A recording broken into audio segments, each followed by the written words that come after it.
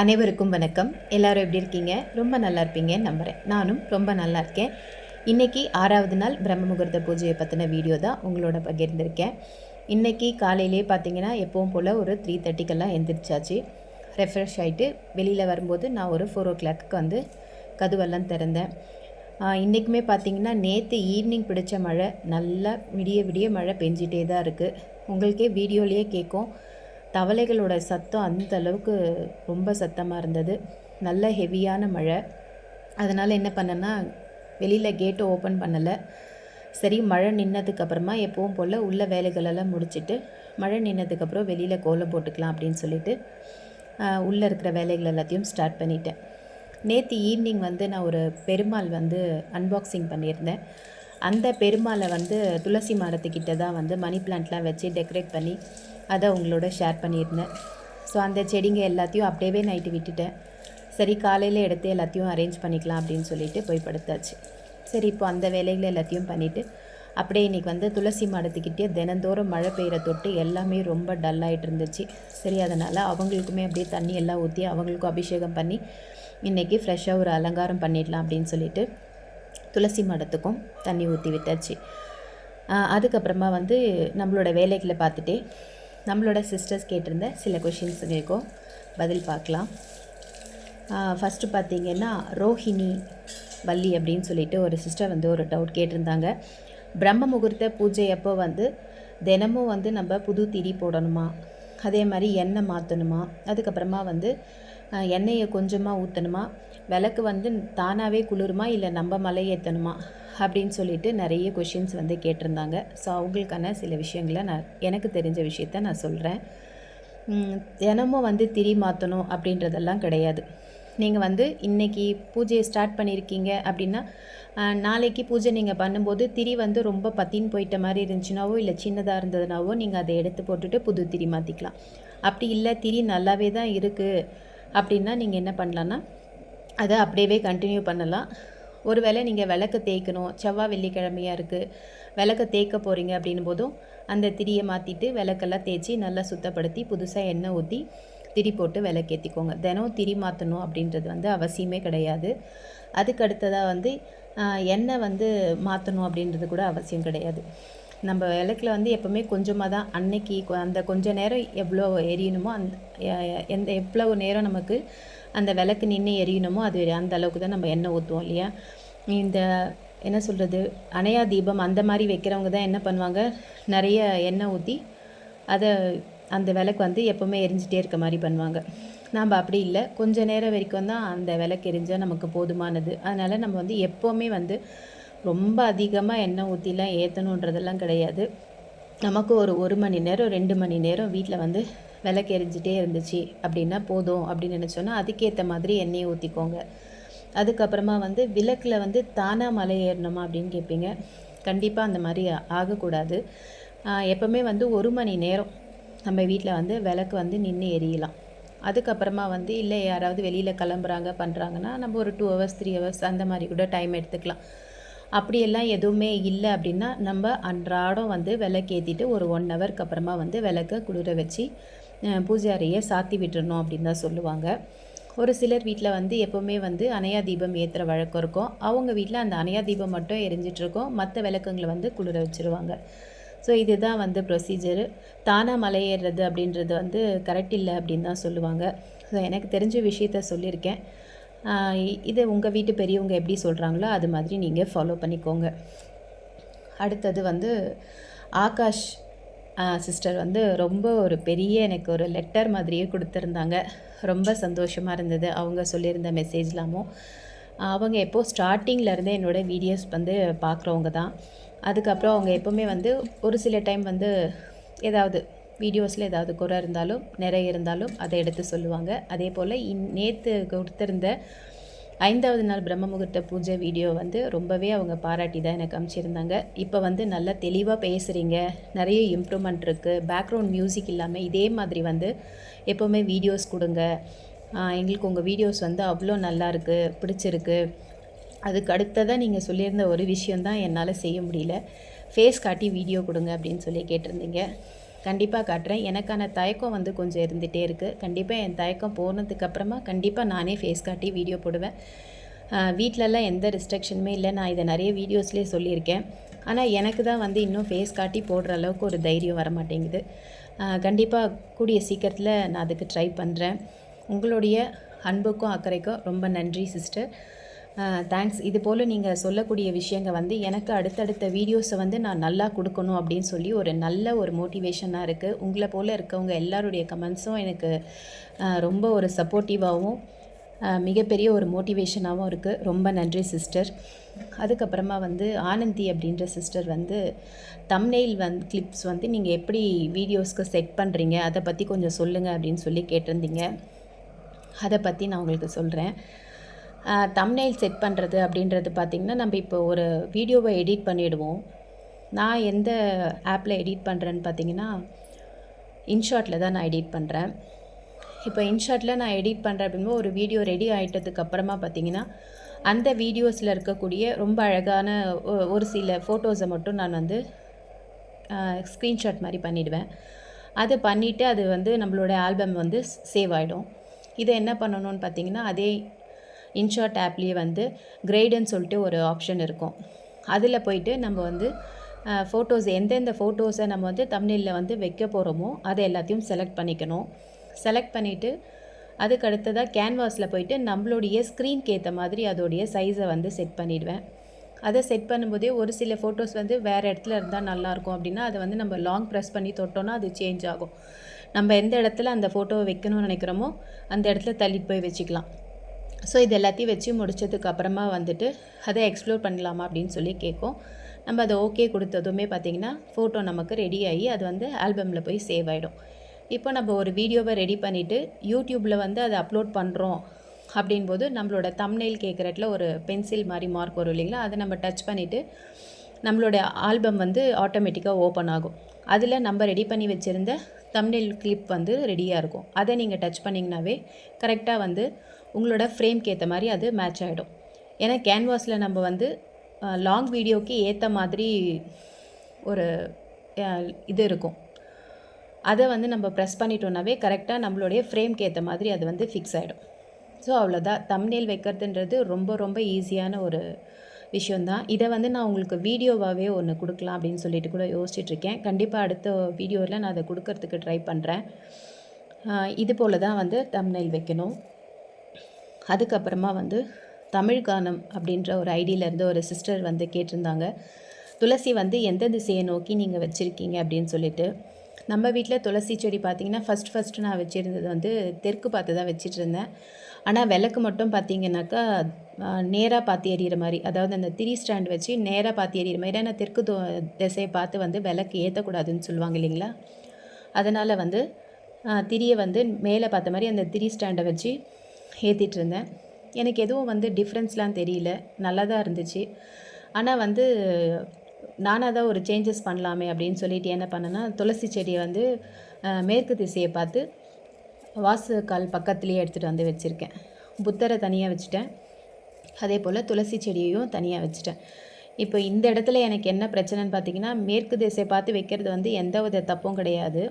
தெற்கை தவிர மற்ற எல்லா திசையிலும் வைக்கலான்னு சொல்லுவாங்க. தெற்குலேயே கூட நமக்கு அப்படி தான் கட்டாயம். இப்போ அப்பார்ட்மெண்ட்ஸில் இருக்கிறவங்களுக்கெல்லாம் பார்த்திங்கன்னா இந்த திசையில் தான் வைக்கணும் அப்படின்னு சொன்னால் அது முடியாது. எந்த திசை கிடச்சாலும் அங்கே வைக்கலாம். நம்ம விளக்கு ஏற்றுறத வந்து கரெக்டாக பார்த்து அந்த திசையை மட்டும் தெற்கு பார்க்காம மற்ற எந்த திசையில் வேணாலும் விளக்கு ஏற்றிக்கலாம்.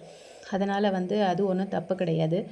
அதுக்கு அடுத்தது அந்த சிஸ்டருக்கு தெரிஞ்சவங்க வந்து கிழக்கு திசையை நோக்கி வச்சு வழிபாடு செய்யலாம் அப்படின்னு சொல்லியிருக்கிறதா சொன்னாங்க. கண்டிப்பாக வச்சு செய்யலாம். வடகிழக்கு அப்படின்றது வந்து ரொம்பவுமே ஒரு கரெக்டான இடம் அப்படின்னு தான் நான் வந்து கேள்விப்பட்டிருக்கேன். அதனால் வந்து எங்கே வேணாலும் வச்சு கும்பிடலாம் துளசி செடி. ஆனால் வீட்டில் வச்சு வழிபாடு செய்யணும் அப்படின்றது அவசியமான ஒரு விஷயம். அதை கடைப்பிடிக்கிறோம் அப்படின்னாலே அது ஒரு பெரிய விஷயம். இப்போ இருக்கிற காலகட்டத்தில் அதெல்லாம் ரொம்ப குறைஞ்சிட்டு வந்துச்சு. ஆனால் வந்து இப்போது நிறைய இந்த யூடியூப் சேனல்ஸ்னால பார்த்திங்கனாக்கா துளசி வழிபாடெல்லாம் வந்து திருப்பியும் வந்து ஆரம்பிச்சிருக்காங்க அப்படின்றது ரொம்பவே ஒரு சந்தோஷமான விஷயம். இப்போ நான் வந்து மேற்கு திசையை பார்த்து வச்சுருக்கேன். அந்த இடத்துல எனக்கு ஒரு பிரச்சனை என்னன்னு பார்த்திங்கன்னா, வெயில் சரியாக படுறதில்ல.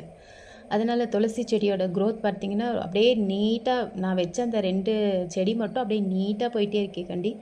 பிரான்ச்சஸ் வர மாட்டேங்குது, நிறைய செடிகளாக மாறல. ஸோ அதனால் இப்போ திருப்பியும் நானே என்ன யோசிச்சுட்ருக்கேன்னா, சரி திருப்பியும் அதை வந்து பழைய இடத்துலையே எடுத்துகிட்டு போய் வச்சிடலாமா அப்படின்ட்டு கூட நான் யோசிச்சுட்ருக்கேன். சரி பார்க்கலாம் அது எப்படி பண்ணுறது அப்படின்ட்டு திருப்பியும் அந்த இடத்துலையே வச்சு தான் விளக்கேற்றிட்டுருக்கேன். அதனால் கிழக்கு திசையை வச்சு துளசி மாடத்தை வழிபாடு செய்கிறது அப்படின்றது வந்து நல்ல விஷயந்தான் சிஸ்டர். அதனால் தாராளமாக எந்த தயக்கமும் இல்லாமல் செய்யுங்க. அப்புறமா தனசேகரன் சிஸ்டர் வந்து ஒரு விஷயம் சொல்லியிருந்தாங்க, தினமும் வீடியோஸ் கொடுங்க சிஸ்டர் அப்படின்னு சொல்லிட்டு. கண்டிப்பாக சிஸ்டர், உங்களை போல் மோட்டிவேட் பண்ணுறவங்க இருக்கும்போது கண்டிப்பாக நம்ம வந்து அதை செய்யணும் நம்மளோட வீடியோஸையும் எதிர்பார்த்து சிலர் இருக்காங்க அப்படின்னு சொல்லிட்டு ஒரு சந்தோஷத்துக்காகவாவது இப்போ வந்து கொஞ்சம் சுறுசுறுப்பாக வந்து பழைய மாதிரி வீடியோஸ்லாம் கொடுக்க ஆரம்பிச்சிருக்கேன். கண்டிப்பாக நான் ட்ரை பண்ணி தினந்தோறும் என்னோடய வேலைகள், சமையல் இப்படி எல்லாத்தையும் கலந்து கொடுக்கணும் அப்படின்னு நினச்சிட்ருக்கேன். இந்த பிரம்ம முகூர்த்த நேரத்துக்கு காலையில் டைம் எந்திரிச்சிடுற தொட்டு அந்தந்த இடத்துல சமையல் டைமில் கேமராவை ஃபிக்ஸ் பண்ணி எடுக்கணும் அப்படின்னா கொஞ்சம் கஷ்டமாக இருக்குது. அது ஒரு மாதிரியாகவே இருக்குது. அந்த தூக்கம் சரியாக இல்லாதனாலையா என்ன அப்படின்றது தெரியல. இதுக்கப்புறம் நம்ம பழக ஆரம்பிக்க நம்மளே வந்து எல்லா வேலைகளையும் கரெக்டாக செய்கிற ஒரு லெவலுக்கு வந்துடுவோம். இப்போ இது வந்து என்னுடைய வேலை அப்படின்ற மாதிரி ஆயிடுச்சு இல்லைங்களா? அதை வந்து நம்ம பழக வந்து எப்படி கரெக்டாக நம்ம எடுத்துகிட்டு போகணுமோ அந்த மாதிரி கண்டிப்பாக எடுத்துகிட்டு வந்துடுவேன். அதனால் நீங்கள் கேட்ட மாதிரி கண்டிப்பாக நான் வீடியோஸ் வந்து தினமும் கொடுக்கறதுக்கு ட்ரை பண்ணுறேன். அப்படி இல்லைனாலும் ஒரு 2 ஷார்ட்ஸாவது கொடுக்கணும் அப்படின்னு சொல்லிட்டு நினச்சிட்ருக்கேன். இப்போ பிரம்ம முகூர்த்த வீடியோஸே பார்த்திங்கன்னா எடுத்து வச்சிடுறேன். அதுக்கு வந்து அதை வாய்ஸ் கொடுத்து அதை எடிட் பண்ணி கொடுக்கறதுக்கு எனக்கு டைம் இருக்க மாட்டேங்குது. அடுத்தடுத்து வீடியோஸை எடிட் பண்ணி ஒரு நாள் அப்படியே ஓடிடுது. அந்த வீடியோ வந்து பெண்டிங் ஆகிடுது. இது போல் தான் அப்படியே பெண்டிங்லேயே நின்றுடுது. அதனால் கண்டிப்பாக வந்து நான் என்னை கொஞ்சம் இன்னுமே வந்து சுறுசுறுப்பாக பண்ணிக்கணும் அப்படின்னு சொல்லி நினச்சிட்ருக்கேன். கண்டிப்பாக அது போல் பண்ணிவிட்டு தினமும் நீங்கள் எல்லோரும் கேட்குற மாதிரி தினமும் வீடியோஸ் கொடுக்குறேன். ரொம்ப நன்றி உங்கள் எல்லாரோடைய சப்போர்ட்க்கும். அதுக்கப்புறமா நேற்று ஒரு பெருமாள் வந்து நான் அன்பாக்சிங் பண்ணியிருந்தேன் இல்லைங்களா? அதை பற்றியும் சில சிஸ்டர் கேட்டிருந்தாங்க. மகேஸ்வரி சிஸ்டர் வந்து ஷார்ட்ஸில் கேட்டிருந்தாங்கன்னு நினைக்கிறேன். இந்த பெருமாள் வந்து எங்கே வாங்கியிருந்தீங்க அப்படின்னு சொல்லிட்டு நான் ரத்னகிரி போயிருந்ததாக ஒரு ஷார்ட்ஸ் கொடுத்துருந்தேன். ரத்னகிரி முருகரை தரிசனம் பண்ணிவிட்டு கீழே இறங்கி வரும்போது பார்த்திங்கன்னா ஒரு கடையில் வந்து பெருமாள் நிறைய கலராக இருந்தார். அதில் எனக்கு ஃபஸ்ட்டு பச்சை கலரில் இருந்த பெருமாள் தான் ரொம்ப பிடிச்சது. ஆனால் அவருக்கு அந்த நாமம் வந்து கரெக்டாக இல்லை. அந்த பெயிண்ட் வந்து கலைஞ்சி அவர் கண்ணுக்கிட்டெல்லாம் வந்து பெயிண்ட் ஆகிட்டு இருந்தது. அதனால் என்ன பண்ணேன்னா இந்த ப்ளூ கலர் பெருமாள் வந்து எல்லாமே நீட்டாக பர்ஃபெக்டாக இருந்தது. சரி அதனால் வந்து இந்த பெருமாளை வந்து எடுத்துக்கலாம் அப்படின்னு சொல்லிட்டு இவர் வாங்கிட்டு வந்தேன். சரி புரட்டாசி மாதம் அப்படின்போது பார்த்திங்கன்னா நம்ம வந்து அந்த செவுத்தில் வந்து துளசியை தேய்ச்சிட்டு அதுக்கு மேலே வந்து சங்கு சக்கரம் நாமெல்லாம் போட்டு வழிபாடு செய்வோம்.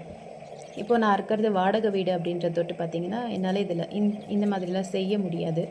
ஸோ அதனால் பெருமாள் சிலை தனியாக இருந்துச்சுன்னா அவரை வச்சு கும்பிடுறதுக்கு கரெக்டாக இருக்குமே அப்படின்னு சொல்லிட்டு யோசித்து தான் பெருமாளை வாங்கிட்டு வந்திருந்தேன். ரொம்ப அழகாக இருந்தார் பார்க்குறதுக்கு. அதனால் அவரை விட்டுட்டு வர்றதுக்கு மனசு வரல. சரி ஓகே எடுத்துகிட்டு வந்துடலாம் அப்படின்னு சொல்லிவிட்டு அவரை வாங்கிட்டு வந்தேன். அவரோட ரேட் பார்த்திங்கன்னா 220 ரூபா. அது என்ன மெட்டீரியல்ன்றது எனக்கு கரெக்டாக தெரியல. ஆனால் கல்லில் கிடையாது, பிளாஸ்டிக்கா அது என்னன்னு தெரில. ரொம்ப வெயிட்டாக இல்லாமல் கிடையாது, ரொம்ப வெயிட்லெஸ்ஸாக தான் இருக்கார். நல்லாவும் இருந்தது. சரி அதனால் நம்ம இதை வாங்கிக்கலாம் அப்படின்னு சொல்லிட்டு வாங்கிட்டு வந்திருந்தேன். அதே போல் நான் வந்து உருளி ஷார்ட்ஸ் கொடுத்துருந்தேன். உருளியும் வந்து ரொம்ப அழகாக இருக்குது. எங்கே வாங்கியிருந்தீங்கன்னு கேட்டிங்க. உருளியும் பார்த்திங்கன்னா நம்ம திருப்பத்தூரில் இருக்கக்கூடிய ஒரு மண்பானை கடையில் தான் வாங்கியிருந்தேன்.